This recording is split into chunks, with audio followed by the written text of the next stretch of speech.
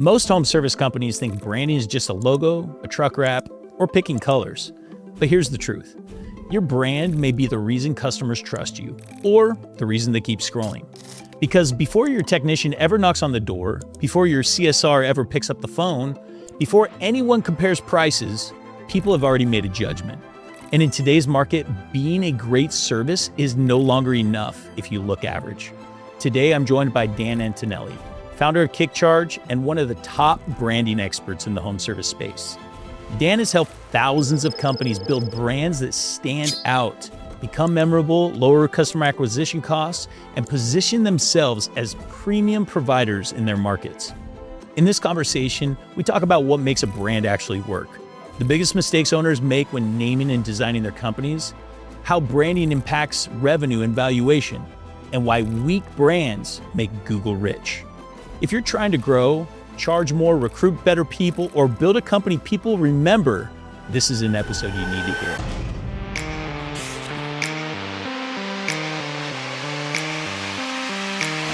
Branding, it could be the thing that makes or breaks a great home service company. Today we have the brand father, or some people know him as Mr. 5 Mile Famous, and other people know him as the Michael Jordan of branding. So Dan Antonelli is here joining us today, and we're going to be talking about branding. It's one of my favorite subjects. I consider myself a marketer and an artist at heart, and I just love the look and feel of anything luxurious or memorable or whatnot. And so you've been about this for a long time. What, 30 years? 30 years KickCharge has been around, and probably 41 years that I've been doing this stuff. So how did that all get going? Because I mean, 41 years ago, you're in the backyard as a teenager, like, hand painting on decals, and fast forward, now you're creating some of the greatest brands in the home industry. In fact, whenever somebody looks at a wrap van or whatnot, a lot of times people will be like, "Oh, that's a KickCharge product," which is definitely a compliment because you become very well known in the space. So, like, how did that all come to be? When I was a kid, I was just obsessed with lettering. And I really loved looking at lettering, and I didn't know at the time that was. And when you say lettering, like, are you talking about like stencils on paper or lettering? No, lettering on a truck, and actually race cars. I was really interested in the cool graphics on race cars, and my brother was into hot rods, so I would see these hot rod magazines, and I'm like, I want to do stuff like that. I want to do airbrushing. I want to do hand lettering, and so I started becoming really obsessed with lettering. And then later on, you would see people that would say, "Hey, well, I have a business. Can you do the sign for my truck?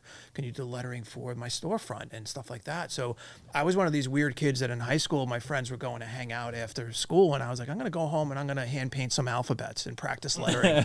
And like, okay, you have fun with that. Did you spray paint too, or no? I actually never did spray painting, but again, being from the New York City area, I grew up in Staten Island, New York, and there was a lot of graffiti. So I had a very deep appreciation for graffiti as well, because I again, just being obsessed with lettering. He doesn't want to admit any of the graffiti that he did. I got into it mainly in books, and I learned sort of how to do it, but I actually didn't really do much tagging. What age is this that you're 15? Like so you're coming home from school, your friends soccer, baseball, and you're drawing. But what got you interested in it to begin with? I wish I could identify why I was fascinated just with the construction of letters and how they formed and then what they communicated at the same time.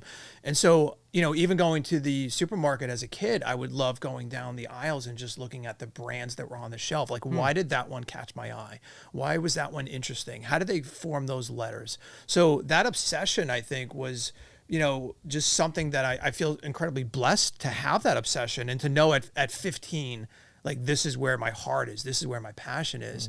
And I happened to get a job in a sign shop, and that was like the dream job. That was like, getting a job for Disney. Like, I would go to this sign shop and we would do lettering for contractors for their vans and their trucks. And I worked under a sign painter who is the most gifted sign painter ever. And he taught me so much about layout. And this was all painting. It's all paint. Yeah, no computers at all at that point. So he taught me about layout and composition and legibility, and a lot of the principles that I learned from him are still evident in the work today. And I'm actually still good friends with him. So I'll send him pictures of a van that I did, and he'll comment back to me and give me feedback on it. And such a good guy that inspired me. But at the time, I said to my parents, like, hey, I just want to be a sign painter. That's what I want to do. And they're like, no, we think you should go to college and, learn, about advertising and stuff like that. So in my mind, I'm like, okay, well, if I go to college and I get a degree in advertising, like that probably can help me be a better sign painter. Like, so if I did that and learn how to communicate, learn about the advertising industry, learn about the psychology of advertising. And that's really what college did for me. Now, of course, while I'm in college, I'm still lettering, I'm still painting signs, I'm still doing trucks. And then I graduated and I got a job in New York City as a graphic designer. And then I started the business while I was working full time, like a lot of entrepreneurs do. And, I remember when I was doing it, I was commuting into New York City, coming home at 6 o'clock. I'd have dinner with my wife, and then I'd go to work till 1, 2 in the morning. And I did that for like 9 months. Did you live in Manhattan? No, I lived in New Jersey at that point. So Hoboken, finally, Weehawken, where? In Union, New Jersey. Oh, Union. Yeah, Okay. yeah. So my wife was like, you can't quit your day job until you have enough business to equal what you're making at your day job. Because no one in our family had ever started a business. There was no entrepreneurs. They worked for the government, all that stuff. So that's what I did, and I think it was good to do that. I think it was important to go through those steps of hustling and working your ass off for something that you wanted so badly. And, the day that I quit my job, like it was like, didn't miss a beat, wow. Never after that point did I worry about, how we were going to provide for my family or a paycheck or anything like that. So the launch of that was 30 years ago? It was in 1995. Yeah. So 31 years ago. Wow. Yeah. So 31 years ago, you take the leap, you go and start the business. At what point did you hire your first employee? It was probably maybe 3 or 4 years later. Okay. And believe it or not, they would come and work in my basement. Okay. Yeah. So I had my first employee. She came, she worked in the basement, and then she actually moved to San Francisco. And, we figured out, hey, maybe we could do this remote. And it actually was my first remote employee. She moved out there and it worked out. And then eventually it just started getting a little weird having people come to my basement. And I'm in a residential neighborhood. My neighbor's like, what the hell's going on here? So I got my first office, which I shared with another company because I couldn't afford to get this space myself. And then we outgrew that space and we had about 15 people. And then I built the current office that we're in, a 5,000 square foot office. And today we have 72 employees right now. How many work there in the location? So we have about 32 in the New Jersey office, and then the rest are remote. So was the focus always on trades? You're talking about a lot of vans. It wasn't in the beginning. No, it actually wasn't. Like consumer goods and packaging. We did everything. You did. So and we still have some legacy clients. Like I have an orthopedic surgeon who will not go anywhere else for any of his marketing. And but I started really seeing that the trades. First of all, I was just really interested in doing branding for the trades because I'm like, this is a really good group of people. I love working with entrepreneurs like that. And, we grew organically almost in the beginning because I started getting known. I started having things in magazines, HVACR Business. You probably remember that magazine. Yeah. And we won a few awards and we just became, really known for it. And then at a certain point, we just said, why don't we just do this? And instead of trying to do all these other things, and focus on it. So I'd say probably about 15 years ago, we made a conscious decision just to focus on the trades. And the thing is that, like Chris mentioned this, your brands are iconic. And a lot of it has to do with this like cartoonizing things, which I love. I know that's not all of it, but the ones that I love are cartoon versions of shops. Was that like always your shtick? I would say in the beginning, we were especially known for nostalgia-based branding. Okay. So nostalgia-based branding deploys mascots often. If you go back and you look at brands from the 50s, a lot of them used, these kind of cute characters, and they were illustrated in a specific style. So we became really good at that genre. But I always say, even about mascots, to me, like when you think about mascots, it depends, like it's not the right answer for every single solution. Like I compare it to like what we did for Tommy. Like when we did Tommy Mello's brand at A1, there was a reason why he became the face of the brand. And it was because at that point he had his face on every single ad and it was on his trucks for years. So I'm not going to just throw away that equity, but I think I think it's not always the right answer by default, but it can work really well when it's executed really well. Hey guys, it's Chris. If you're finding value in what you're hearing, go ahead and like and subscribe. That way people just like you can find this content for free here on YouTube. Now let's dive back in the show. The thing that I always hear about branding is like, this is an expensive endeavor. And I mean, you're spending $20,000, you're spending $50,000, and it's not like there's a direct correlation on ROI in the traditional way where you could measure it like LSA, PPC, like a proper marketing campaign. Because like, how would you track it? Some of it you can track though. You absolutely can track some of it. Like they would say, I saw your van driving down the road. Not only that though, but what you can track is you can track acquisition costs, you can track average tickets, you can track those KPIs and those metrics. And that's what we've really tried to focus on. I want to hear about that piece because that is true. Like if you have an established brand or if you have a brand that looks good, people are willing to pay the premium, and that has to do with the brand and the trucks that you show up in.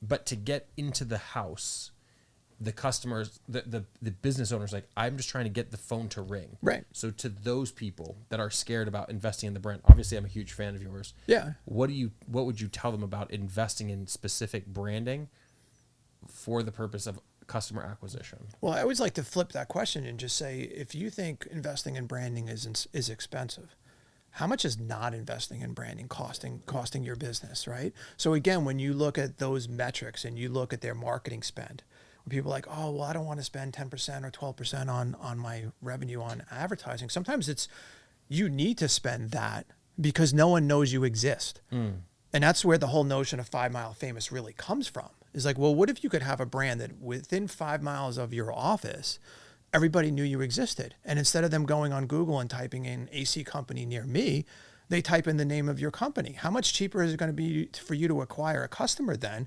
if they already know you exist?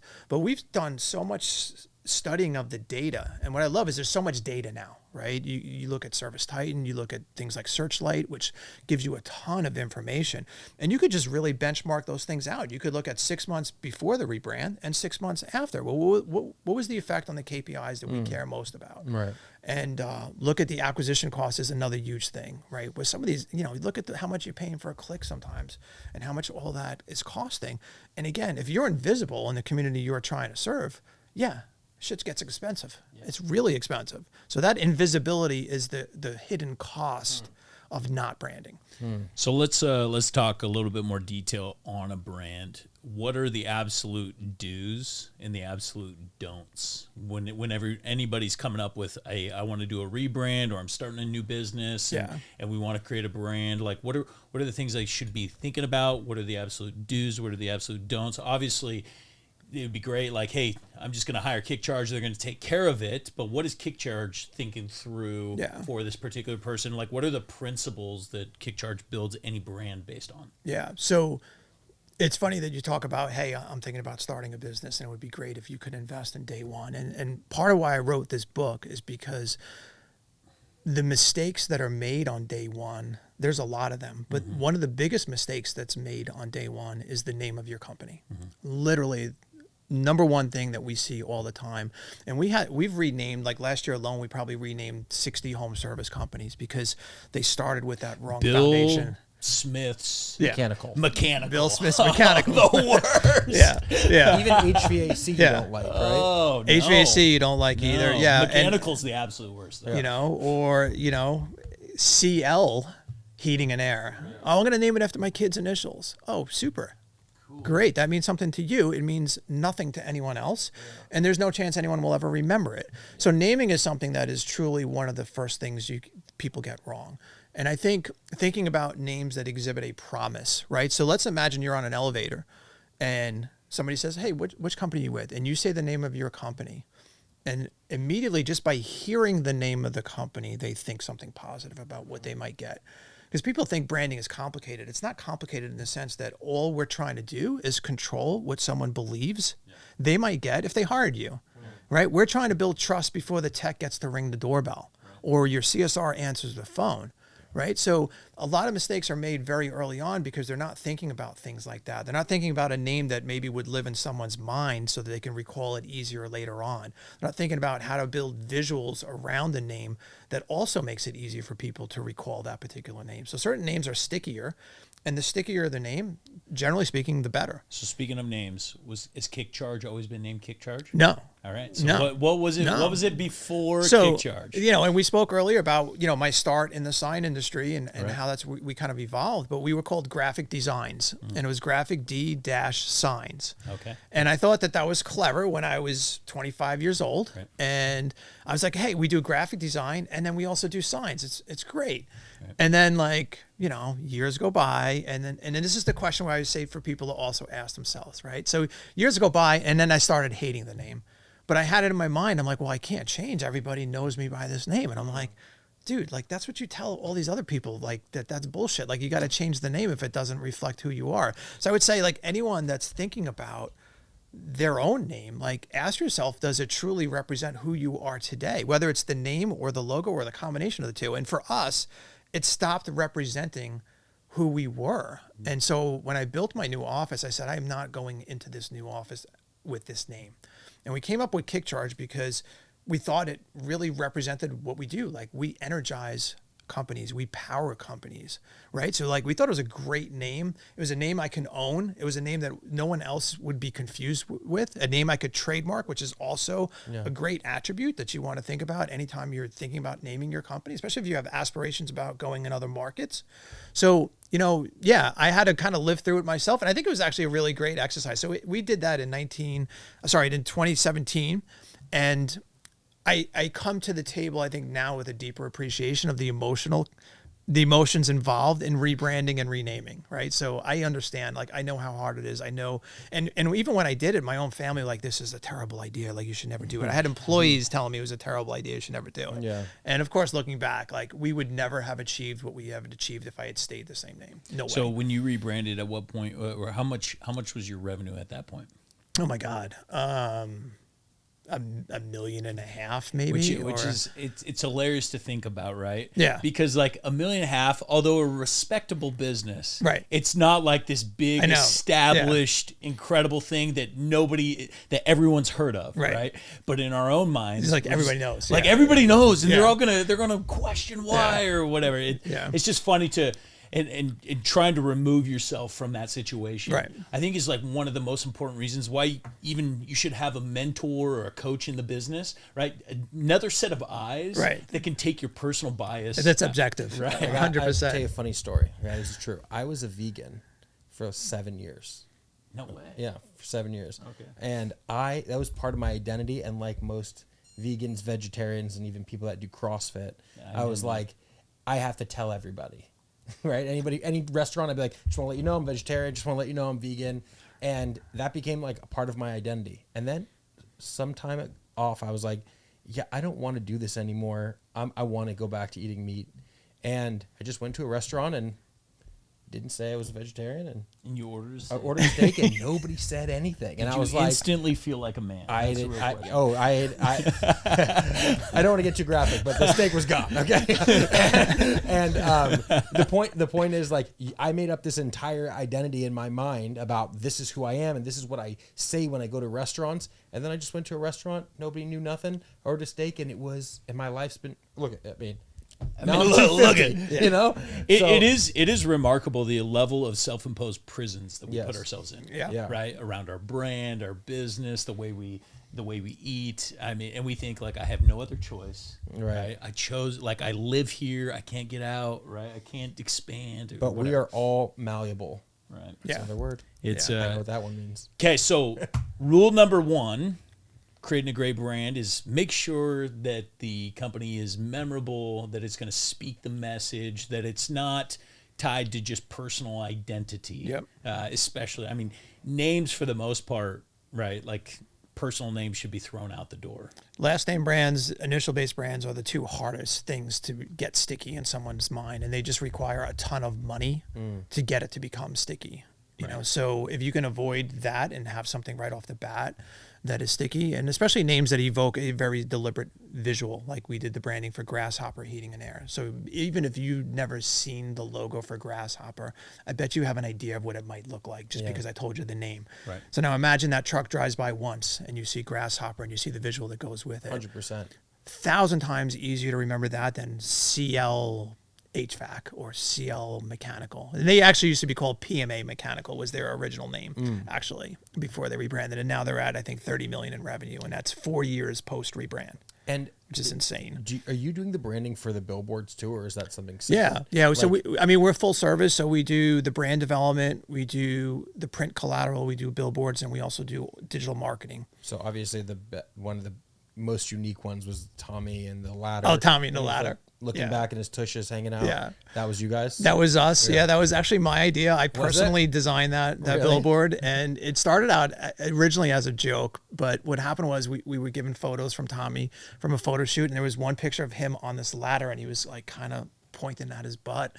And I thought to myself, I said, this would make for a really interesting billboard. And I said, nobody asked me to do this. I said, I'm just going to make this billboard. And I sent it to Bree, which is his fiance. Right. And she was like, oh my God, I love this. This is so good. So then I sent it to Tommy and he's like, we're doing this. We got to do this. Like he was all into it. And then I sent it to him and he's like, here's my guy in-house. And this guy in-house was not having it. He was like, I don't want, it's too risky and it's not on brand. And I wrote back to Tommy like, he doesn't want to do it, man. And Tommy squashed that and we wound up doing it. I think we put like a dozen of them up in Phoenix. Yeah. And it was just fun. It was just different. I think that's the other thing too is, the idea of disruption is anchored in what we truly believe brands should do. Okay, so that's a question for you. This pattern disrupt. Is there a way, is there a line on too risky before people are like turned off to it? Or there's a definite line that will make you yeah. Okay. Yeah. Well, anything that will make you remember it, it's fine. It's not really like that because like you could have your truck be pink with purple polka dots and people would say, I see your truck all the time. And I remember it. The problem is it doesn't deliver promise of the expectation of the service, right? So you have to be careful in what you're doing.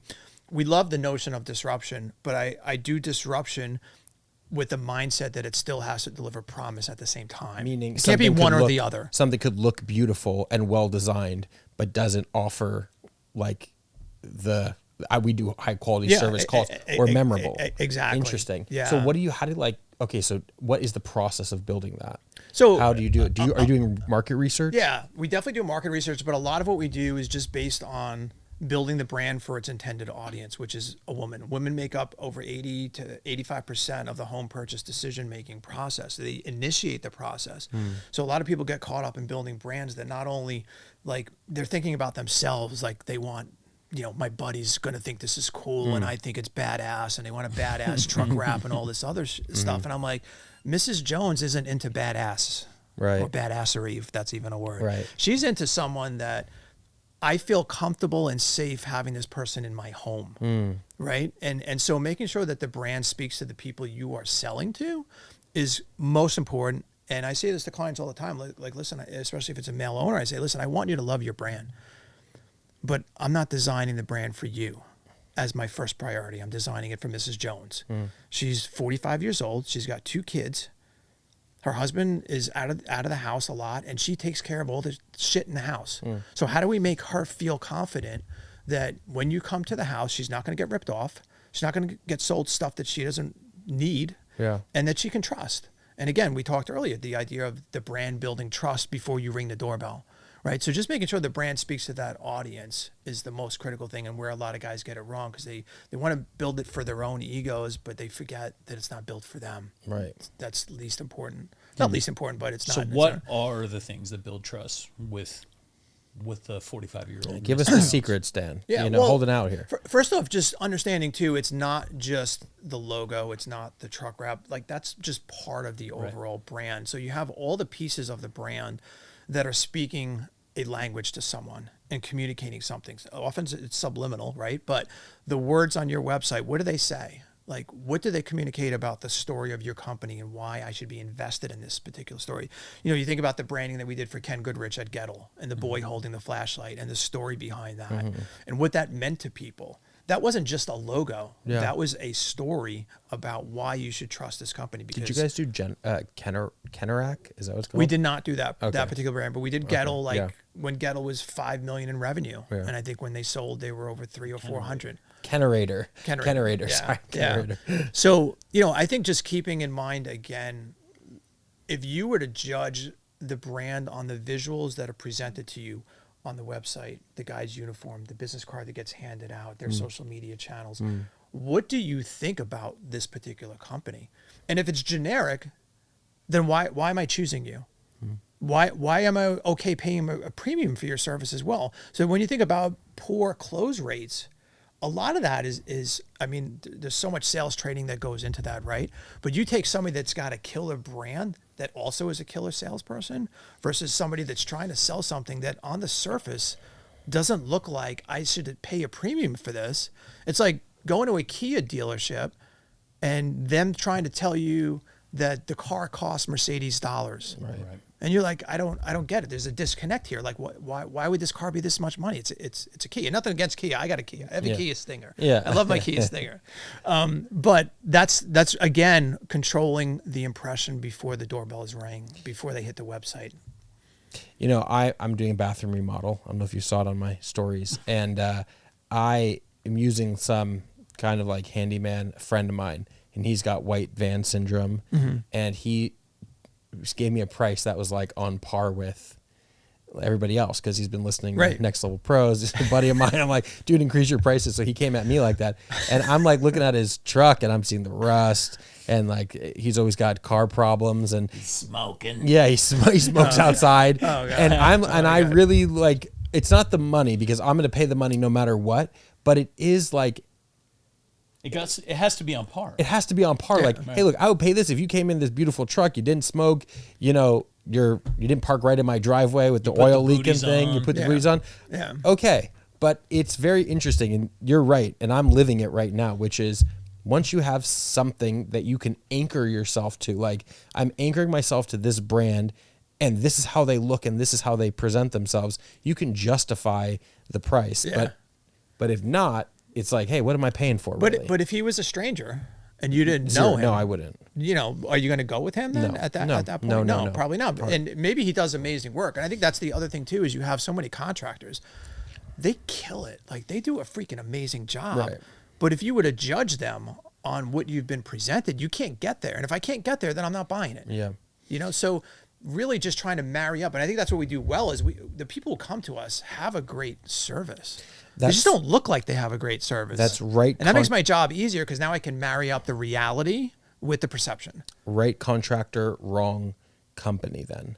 So I got a haircut yesterday. Okay, then we'll get back to you. But I got a haircut yesterday and I went to this barber shop and this guy spent like over an hour on my hair. Like really, it was really phenomenal. And he charged me $30. And I'm like, and I was going to his guy who's $60 for like a 30-minute haircut. And so now I'm telling this guy like, hey, look, you're an artist. You're spending so much time here, but I'm in this strip mall with bars on the windows and would never pay $60 here. But if you were somewhere else that just looked better, Right. I would pay that. And that's kind of what you bring, except you bring the van to the house to say like, does that look like we're going to do, $299 tune up for you? Right. I mean, another similar instance is like you go into Marshalls, right? Marshalls is notorious for selling some high-level brands at a discounted price or whatnot. I go in there, I will never expect to pay over $25 for anything, right? And no matter how good the product is or whatnot, because I know I'm in there, I'm Easter egg hunting, I'm getting zero service. I'm lining up behind 30 people to be able to check out. It takes me 20 minutes versus I go into Louis Vuitton, right? Like everything is nicely displayed. I don't shop at Louis, but if I did, right? Like I'm going in there, I'm getting the drink, I'm getting the, they're sitting down, they're measuring me, they're bringing it up, right? Like, and it's like, oh, $600 t-shirt. Okay. And so you just have a certain level of expectation based off of that initial impression. Yeah. And I think the other thing too, that we didn't really talk about, but people also in the trades, they struggle with recruiting the top tier talent, right? So a lot of times when I see people posting on Facebook and they're on a Facebook group and they're talking about how hard it is to find the right talent and no one wants to work for me. And then, you know, I'll click on their profile and then I'll go see which company that they own. And then I look at their branding and I'm just like, yeah, I know what you got a recruitment problem.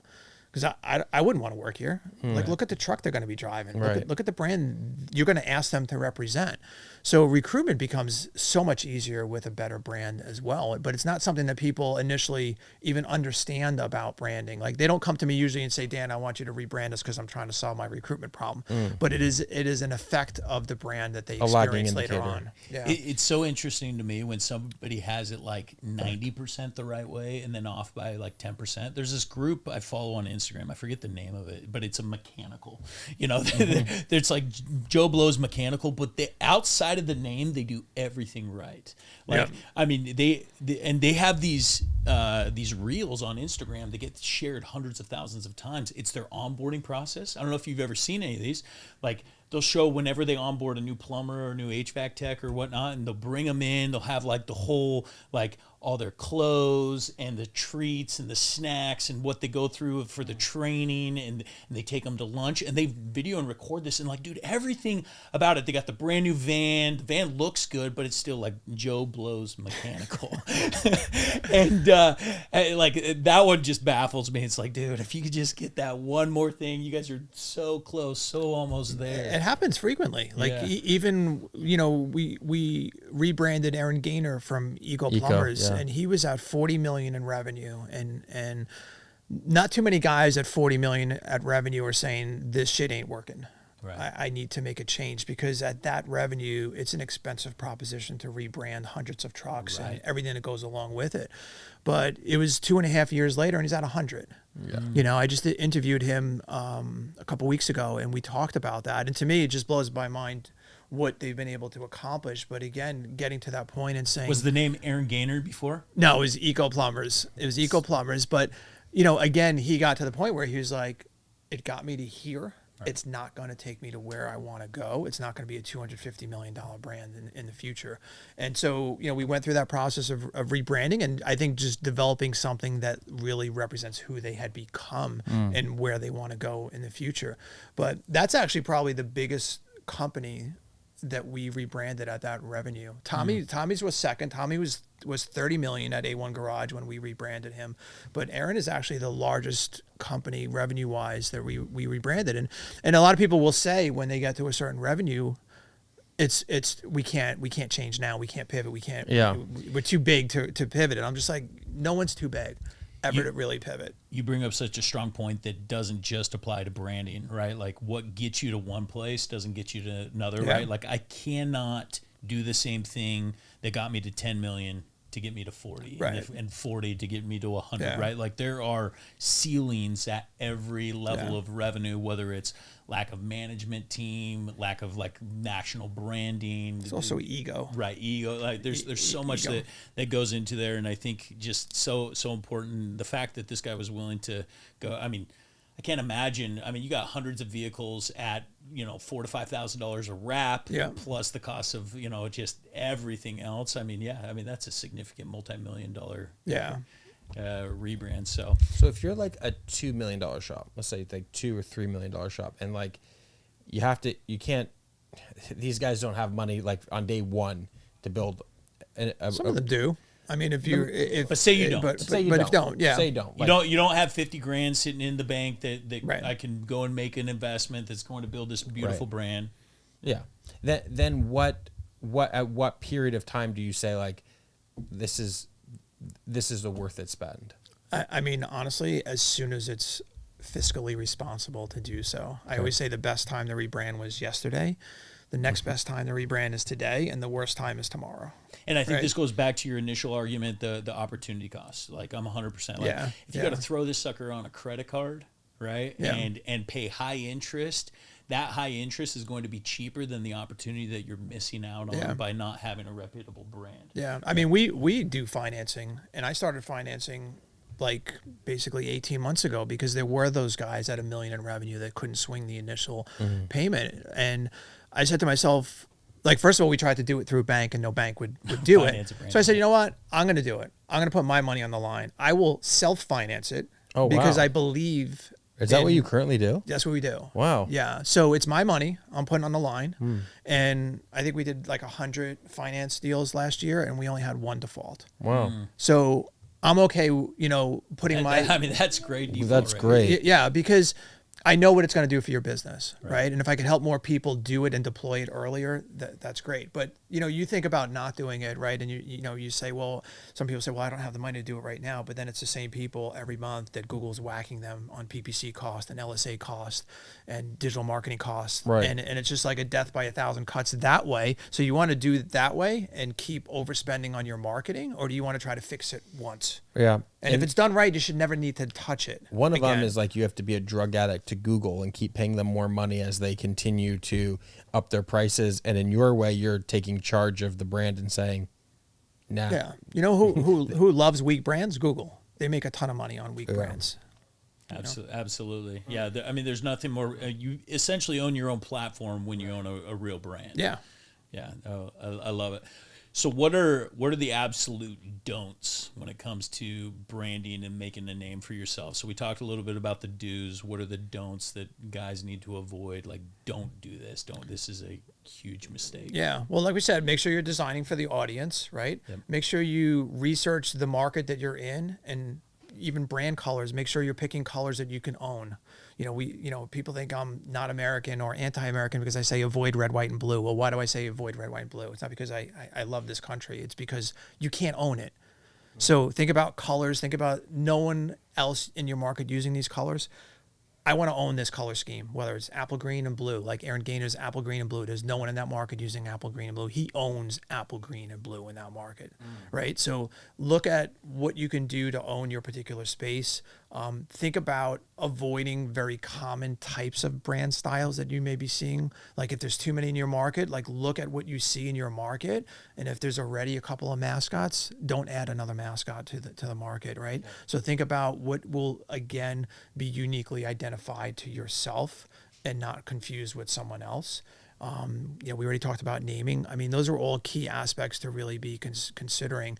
And again, just even if you can't afford like a branding company initially, just keep it clean, keep it legible, and make sure it's not too busy, your truck wrap as a thing. You know, like you see some of these truck wraps and you can't even tell what the company does. So I would just say opt for something simple and clean and functional, at least initially, if that's all you can do, and we can fix it later on. Does it bother you to see other people kind of like ripping off KickCharge's characters? You know, listen,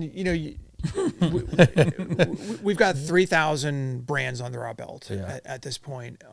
I know we inspire a lot of people. I think what bothers That's a nice way to say it. What bothers me more is when the inspiration is exact and then trends into the trademark infringement piece of it.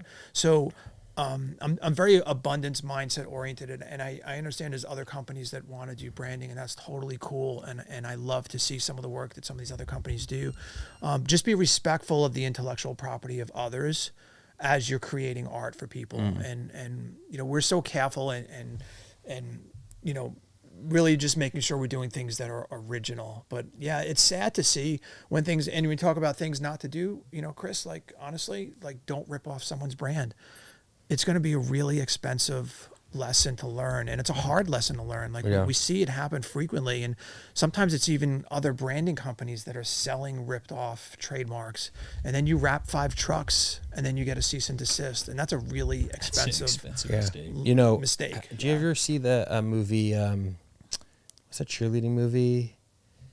Oh, I just lost it. It was like the most popular cheerleading movie in the 90s. Cheerleading movie? Yeah. What is it? It's Bring It On.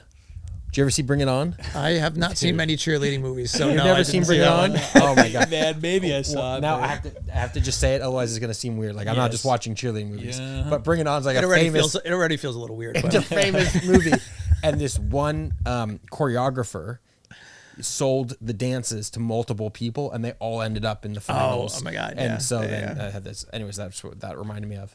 Which now that in retrospect on the podcast doesn't seem like such a good example, but no, but I get it. Like it's, especially if things are showing up in the same market, like that's obviously not a smart move. At what point does it make sense to trademark your brand, whether it's logo or the actual words? You should trademark both, and you should do it as soon as they're created. Okay. You know, and again, as you're thinking about picking a name for yourself, one of the things, the biggest chapter in the book is actually on naming, where we talk about, again, the best practices with that, and just making sure you're thinking about not just what's available in your state. Like, people make the mistake as they go in go in their state database to search for an LLC, and it'll come back clean. It'll say, oh, well, no one in the state's using this LLC, so I can use this name. And they never bother to check federal. Federal supersedes state. So you may think that you're able to use this name in your state, but there may be a federal trademark on that particular name, and then you're going to get that cease and desist down the road. So definitely making sure that you're checking both federal and state as you name your company.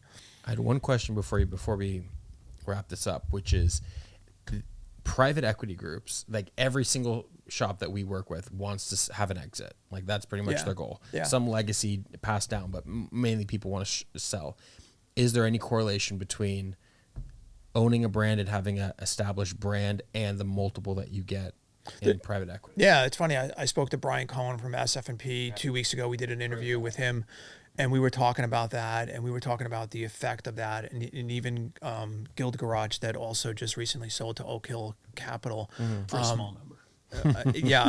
For I mean, it was under $1 billion. and out of I think they had 24 brands under their umbrella. I think we have 14 of them that were KickCharge brands, and he'll tell you flat out that it's a huge multiplier. Yeah. You know, like they understand at that point that, first of all, they don't have to fix anything. They have to go in and rebrand and redo trucks and things like that. Right. So absolutely, it's something to put a definitive number on what it's going to, what you're going to do on an earn out later on is harder, but certainly as you go to exit and you're presenting this company to investors and they see how well the marketing is dialed in, of course that's going to affect the multiple. And I think the biggest thing, though, is the way that it impacts those actual KPIs along the way. I mean, if you doubled your revenue, then it clearly, you drove down your cost of acquisition, you did all these different things. Exactly. And that could be directly tied to a rebrand. Then it really doesn't matter whether or not PE pays for the brand. They paid for the multiple which the brand created. Right. And to your point, Trent, like a lot of them, like you said, they're looking to go out sooner. So the interesting thing on a lot of PE acquisitions for poorly branded companies is that PE doesn't want to put money back into the brand. Right. They actually don't want to spend money because now they got to wrap trucks. It's going to hit their EBITDA, right? So I think that's when you see opportunity for the family-owned businesses to actually really invest in branding, because people think that, oh my God, it's private equity that's investing in branding all the time, and honestly it's not. Like, we do a lot of work for private equity, but you look at the portfolio of most private equity companies and most of them have awful brands. Seriously, like, it's bizarre to me. Like, sometimes I look at this, I'm like, because they're buying spreadsheets. Yeah, I mean, that's the reality. Yeah, and so I always just say, what is the thing that you can be doing as a privately owned company in your community to become visible? And investing in branding is one part, and then doing the things that PE is not doing, like going to the home show, going to the 4th of July parade, sponsoring all the soccer teams. Right, so that's actually something we talked about when you hosted our Tuesday call. Yeah. Which is outside of the branding piece, like, you have to do the work. You got to do the work. Go Community grassroots. involvement. Yeah. Because that totally offsets your customer acquisition costs. Give us our top 10 actions for the community involvement. So you just named a few. So you got the home shows, you got the parades, The baseball teams. All the soccer teams, baseball teams, that type of engagement. Make sure you're putting site signs up for every job that you're on. I love it when you're able to go, 5 houses up, five houses down, and 5 houses across the street with door hangers. Things like that, I think, are so much better for that visibility. And because that visibility within the community, and again, within the neighborhood, is trust, right? If my neighbor across the street used you for their heating and air, well, that already makes you better than just some random listing on the top of Google. Another thing that we would do would be like customer appreciation and even like barbecue type things, right? So we would host customer appreciation community barbecues. Yeah. Right. Where, hey, if you're a customer, you get to come eat free. If you're not a customer, bring your electric bill, bring this, that, or the other. You get to eat free. Right. And then you're doubling down on like the home show type of material that you already have in place. Right. The tents, the tables, those type of things. Another thing that we would run is like on weekends, whenever we're doing installs or whatnot, is we do pop-ups in a neighborhood where like literally like free hot dogs, hamburgers, over here at the Smith's house, right? Like, I mean, and like just, hey, come see what, such and such company's all about. Yeah. And another thing that you could be doing too is just doing stuff that has PR value. So, you have the technician in the house for this elderly woman. She's disabled and her hot water heater is broken. She's on fixed income. Yeah. Can't we just do something for this person here? Let's get this one back. Yeah, and you see Tommy do it a lot also, and they embrace the PR value of it. And I'm not saying that that's the sole reason why you do it, but certainly if the community sees that you're investing back into the community and doing things like that, there's a lot of value. It's a double win. In that. You're doing something great, and you get the PR value. Yeah, 100%. So, the turkey, Thanksgiving donations, doing things like that, donating Toys for Tots, like, again, making sure you're active with that. And then again, too, making sure your social media channels is reflecting those activities. And so KickCharge has branding. They have traditional marketing, digital, PPC, LSA, website building. Yep. And then you also do social. Yes, we do. And you do the traditional billboards. Yes. Okay. So once you develop the brand, they could essentially put you in the pipeline and push you all the way through. 100%. One-stop shop. Yeah. And I think also, like, and it's not, certainly one thing that I think is unique about us is that we can handle all the channels.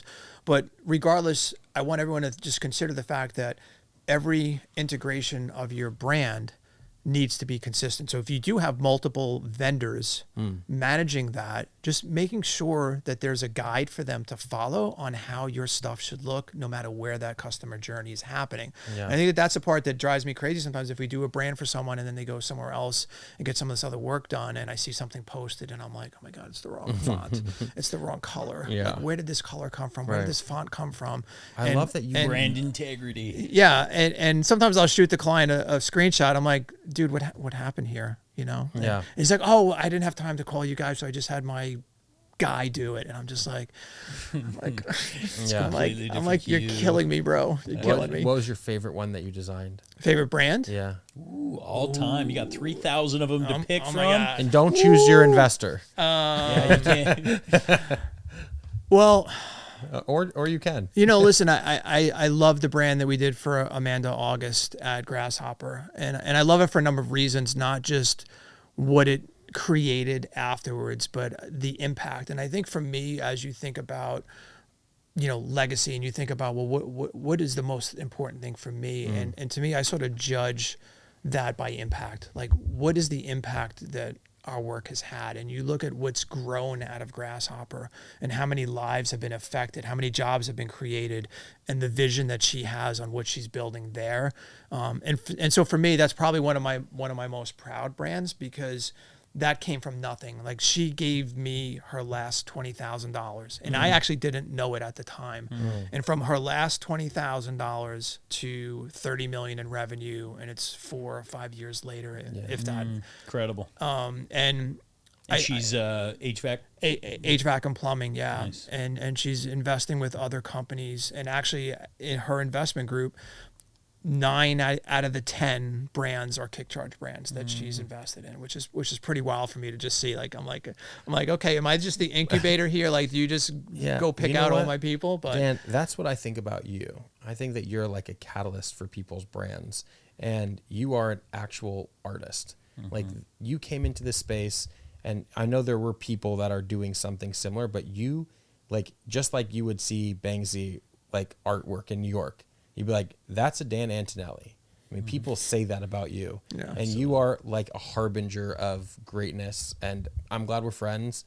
And like, I love seeing your work everywhere. And you give, just like somebody's investing in your company when you're a little 15-year-old kid trying to make it work, like, the life that you bring to other companies uplifts this whole industry. Yeah. And you are truly one of a kind. Thank you. Yeah. Grateful for that. I love it. So last piece of advice. $2 million shop, struggling to pay the bills, maxing it out. What are the next 3 steps that this guy needs to do? He's driving white vans, rusted old white vans, no brand, undercharging customers. What are 3 pieces of advice you're giving to that person? Yeah, definitely. First of all, read my book, if nothing else, right? Hold that book up. Yeah, show it. Read this book. I wrote it for that person. Branded, not blanded. Dan Antonelli original. And it'll give you so much advice and insights, and it's an eye opener. It's funny because people have messaged me after they've read it, and they said to me, I wanted to vomit after I read your book. And I'm like, I don't know if that's the endorsement I was looking for, but they realized all the things that they were doing wrong and how it was affecting all those metrics. So I would say, think about ways that you can invest in your own brand. Think about ways that you can become active in your community that you're serving, right? Don't just throw money at Google every time the phone's not ringing. And I know sometimes investing in community stuff feels long-term, right? It's not something where right away I'm going to get 1 million leads for them. Sometimes you do. But think about ways that you can connect with people and just make sure you're doing everything you possibly can to create raving fans. That's the whole thing, because as well as anyone, the referral is gold, right? And that person is going to hire you because their friend did. So just make sure you're doing all the right things and think about building a brand that people would care about, that they would connect with, that they might remember later on if you can. Love it. Thanks so much, Dan. It was a pleasure talking about branding. Again, one of my favorite subjects there is. You can find you on social media. Where at? You could just hit me up on Facebook. Just Google my name, Dan Antonelli, or KickCharge.com, or Dan at KickCharge.com if you want to shoot me a message. And listen, for guys that have a brand and maybe you're not sure if it's good, I'm happy to give feedback to anyone that just wants me to take a look at it. That's my way of giving back. I'm not going to sell you anything. If you have a truck and you want, hey, is this good? What can I do to make it better? Just hit me up and I'll just give you as much advice as I can. Sometimes it's just a matter of changing a few things and it'll improve it so much, so if I can help anybody, just, hit me up. It's fine. Love it. Thanks so much, Dan. All right, brother.